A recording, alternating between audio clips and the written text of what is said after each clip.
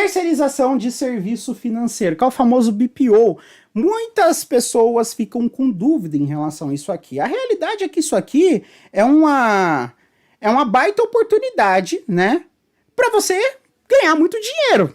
Só que não é com todos os clientes, todos os micro e pequenos empresários que você consegue implementar isso aqui por completo.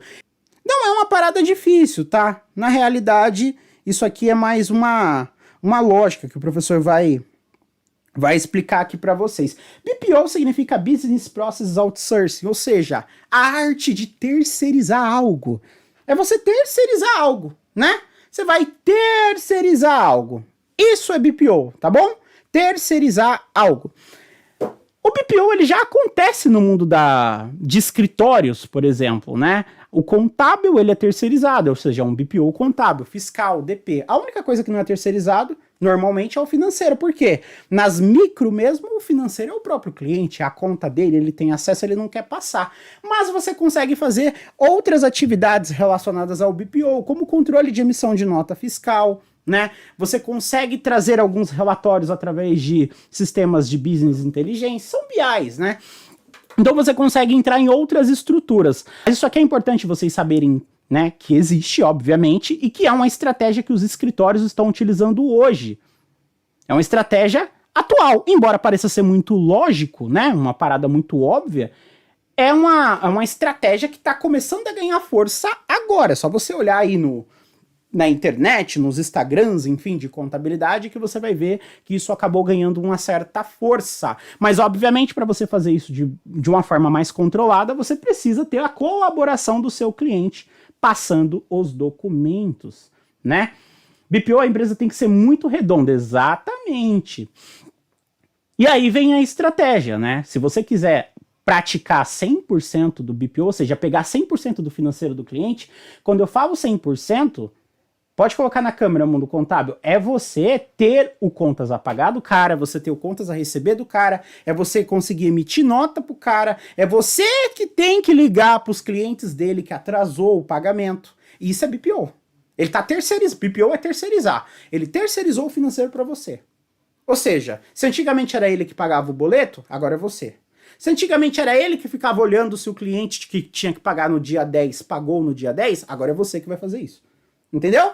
Isso é BPO financeiro. Então, por isso que alguns alunos estão até falando aqui, dependendo da empresa, tem que estar muito redondo, sim, mas tem algumas estratégias para você começar a colocar esse BPO. Você não precisa fazer todas essas atividades. Você pode começar com emissão de nota, você pode começar com um controle de inadimplente dele, entendeu? Você se responsabilizando por um controle de inadimplente. Você pode tentar aí ver uma estrutura que entre mais no planejamento financeiro. Mas tem outras paradas, não necessariamente pegar o acesso à conta bancária dele, tá? Então, esse é para vocês entenderem como essa modernidade de terceirização e assumir partes burocráticas está acontecendo com mais força nas pequenas e médias empresas, ou seja, os escritórios, né? Isso aí é muito forte, viu, galera, essa parada de BPO, né? É que muitas pessoas acabam não enxergando essa estratégia, mas só para vocês entenderem aqui, ó. Para vocês que estão aprendendo comigo a pensar fora da caixa, pensar estrategicamente, que é a mesma coisa que eu faço com os meus alunos, né? E agora eu tô fazendo aqui com vocês. Existem empresas que focam somente em BPO. Os caras... É como se fosse assim, é como se você sentasse aí agora e falasse o que dá para eu assumir que as empresas estão fazendo? Aí, o que você conseguir assumir é um BPO. É isso, entendeu? Então tem BPO de tudo que você imaginar. Por exemplo, né, essas empresas maiores, a área de higiene, a limpeza, muitas vezes não é da própria empresa. É uma empresa terceirizada que faz ali a higiene do local. A parte de segurança, segurança armada e tudo mais, é um BPO de segurança.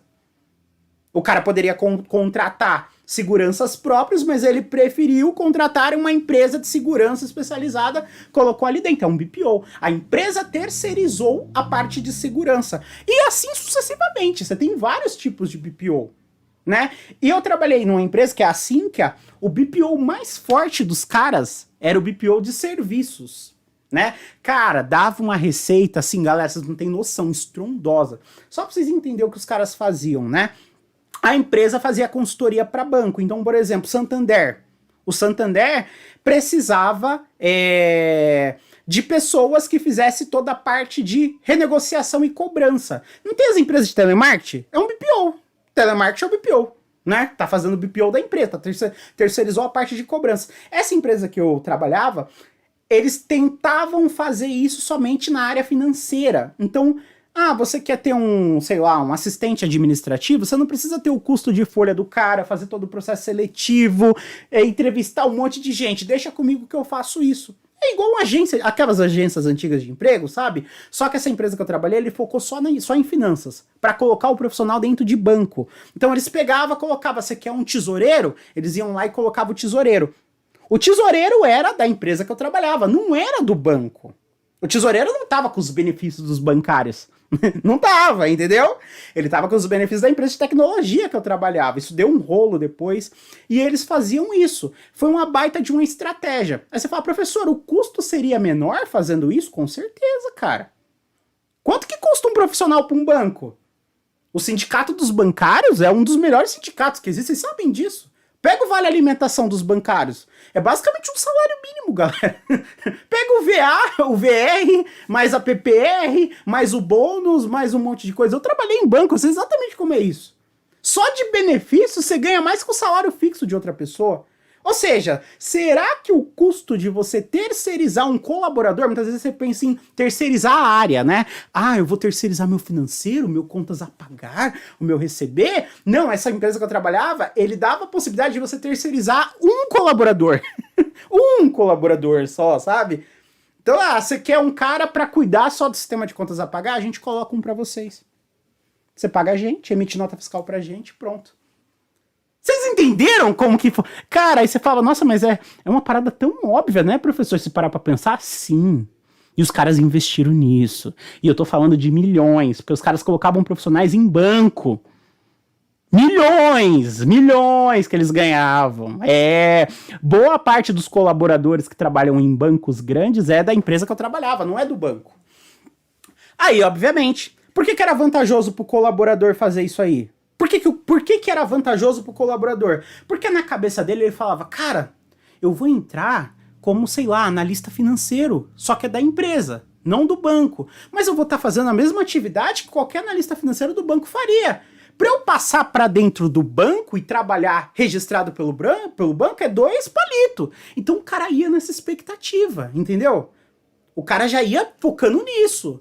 Eu vou entrar como coordenador de tesouraria, sei lá o quê. Pra eu passar pra dentro do banco, convencer os caras a mostrar um bom trabalho, eu quebro o contrato com a empresa que eu tô e passo a ter todos os benefícios dos bancários. Então era muito relevante. Tá aí, inclusive, uma dica que eu dou pra quem quer fazer carreira em banco. Procura essas empresas que fazem BPO de banco, igual a empresa que o professor trabalhava, que é a Sinqia, né? Já falando o nome dela.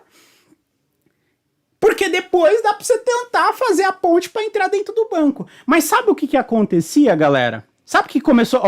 O Armando falou exatamente o que eu ia falar aqui, o Armando Cícero. O risco trabalhista. Galera, vocês que são do financeiro, sabe o que começou a acontecer? O cara que tava lá fazendo as mesmas atividades que o bancário, ele começou a exigir na justiça ter os mesmos benefícios que o bancário. Hora extra igual. VRVA. Aí começou a brincadeira. Só vou falar uma parada pra vocês aqui, tá? Isso aqui eu posso falar porque tá aberto em demonstração financeira, né? Auditado. Em uma causa trabalhista que o cara pediu equiparação salarial, foi mais de 1 milhão pra uma única pessoa que pediu equiparação salarial do gerente do banco.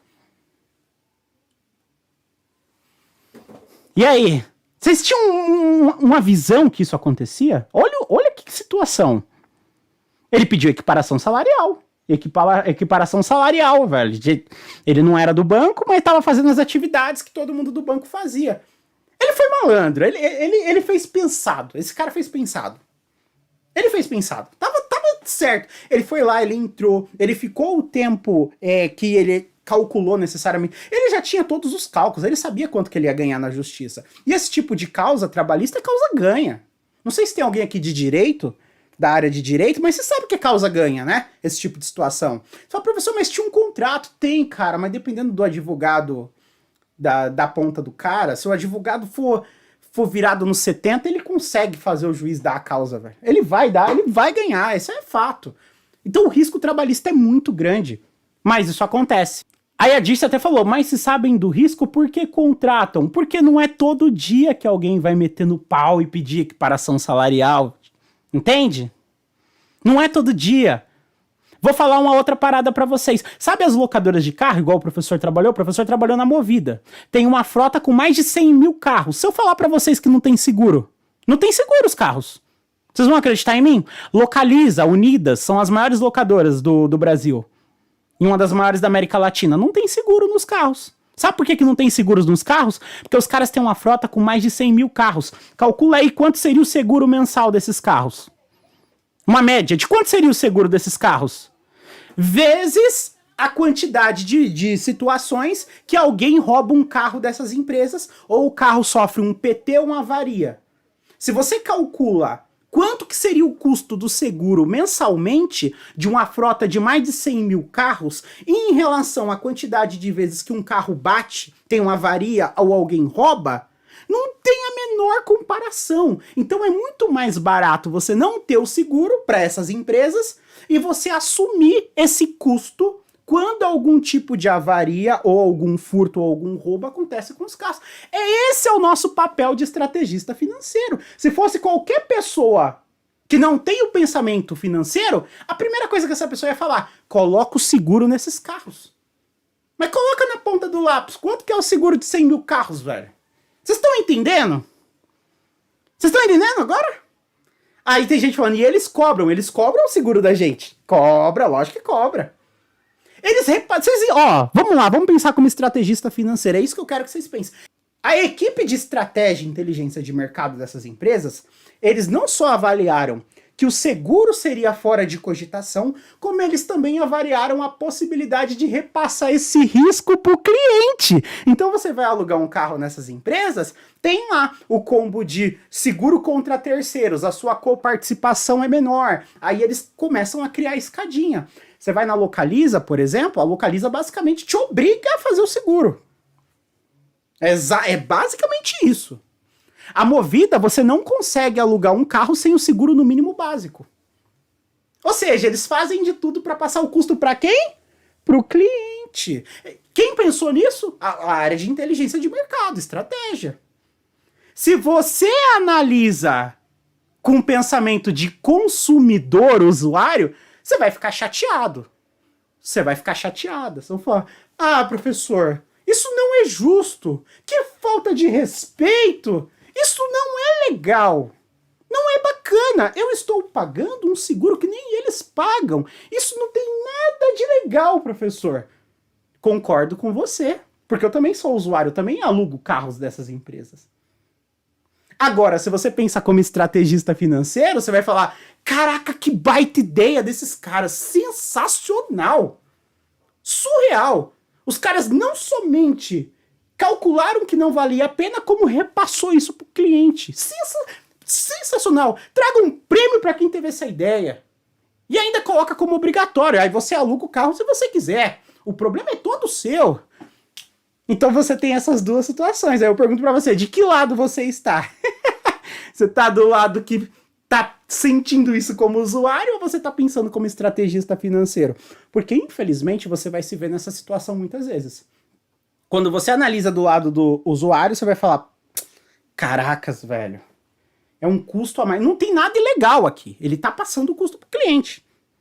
Não é ilegal isso. Não tem nada de ilegalidade. Ele tá passando o custo pro cliente. Se você analisa do lado do usuário, você fica chateado. Se você analisa do lado do estrategista financeiro, você vai falar, nossa senhora, esse cara foi inteligente de fazer isso. E aí acontece com vocês, né? Saída de mestre, né, José? Sempre acaba ganhando uma gordurinha por cima. Já começa com 1 litro da gasolina. Se você não entrega o carro abastecido, eles cobram quase 3 conto a mais por litro do combustível. Não faz muito sentido. A lavagem simples da Localiza é quase 30 conto. Lavagem simples, eu paro no posto de gasolina, os meninos batem a VAP lá, passa até o aspirador. Se eu trocar uma ideia, os meninos passam. Eu dou 5 reais de caixinha pros meninos, os meninos ainda, se duvidar, os meninos batem a água até por baixo do carro. A Localiza cobra na lavagem simples, que é aquela que você lava só por fora do carro e passa um pano mais ou menos e os vidros ficam todo manchado, cobra R$ 33 se você não entregar ele lavado. Só pra vocês entenderem, tudo é precificação.